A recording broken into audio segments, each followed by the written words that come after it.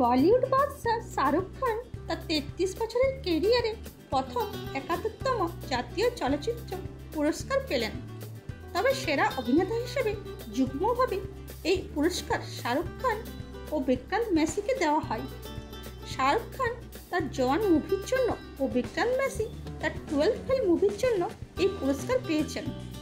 অন্যদিকে সেরা অভিনেত্রী হিসেবে রানী মুখার্জি তার মিসেস চ্যাটার্জি ভার্সেস নরওয়ে মুভির জন্য জাতীয় পুরস্কার পান। আবার সেরা পরিচালক হিসেবে সুদীপ কিশোর দ্য কেরালা স্টোরি মুভির জন্য পুরস্কার পান।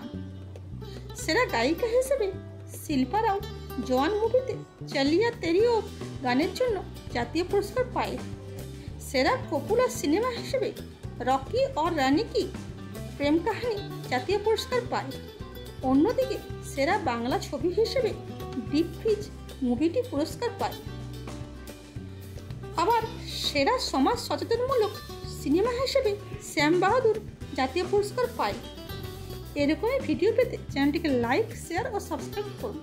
আর ফেসবুক, ইনস্টা থেকে দেখে থাকলে ফলো করুন। Thanks for watching.